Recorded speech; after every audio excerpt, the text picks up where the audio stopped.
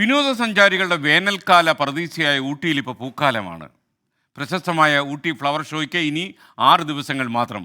ആഭ്യന്തര ടൂറിസ്റ്റുകൾക്ക് നിയന്ത്രണം ഉണ്ടെങ്കിലും ഊട്ടിയിലേക്കുള്ള എല്ലാ പാതകളും തിരക്കോട് തിരക്കാണിപ്പോൾ. കാണാം നമുക്ക് ഊട്ടിയിലെ പുഷ്പമേളയുടെ വർണ്ണാഭമായ വിശേഷങ്ങൾ.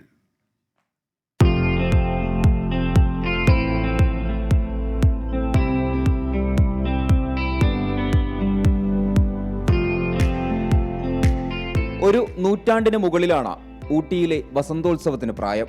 ഇത്തവണത്തേത് 126ാമത്തെ പുഷ്പമേള. ഓരോ മേളയിലും വ്യത്യസ്തമായ കാഴ്ചകളാണ് ഊട്ടിയുടെ പ്രത്യേകത. ഇത്തവണ ലേസർ ലൈറ്റ് ഷോയാണ് പ്രധാന ആകർഷണം. ഉദ്ഘാടന സമാപന ദിവസങ്ങളിലാണ് ലേസർ ഷോ. 9 ദിവസം നീളുന്ന റോസ് മേളയും പുഷ്പോത്സവത്തിലുണ്ട്. കൂടാതെ വിവിധയിനം പഴവർഗ്ഗങ്ങളും മേളയിൽ കാണാം. இந்த ஒரு ஃப்ளார் ஷோல கிட்டத்தட்ட 6.5 lakhs ஃப்ளார்ஸ் வந்து இன்வால்வ் பண்ணிருக்கோம்.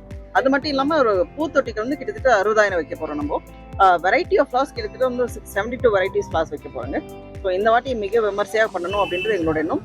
Geranium, balsam, lisianthus, salvia, daisy, cyclamen, oriental lily, orchid, anthurium അങ്ങനെ നീളും പുഷ്പങ്ങളുടെ പേരുകൾ. ഈ വർഷം പാർക്കിൽ നട്ടുപിടിപ്പിച്ച 6.5 ലക്ഷം പുഷ്പത്തൈകളും പൂത്തുമനോഹരികളായി സഞ്ചാരികളെ കാത്തിരിപ്പാണ്. മേളയിൽ ഒളിപ്പിച്ച മനോഹര കാഴ്ചകളുമായി കുന്നുകളുടെ രാജ്ഞിയായ നീലഗിരി ഒരുങ്ങിക്കഴിഞ്ഞു.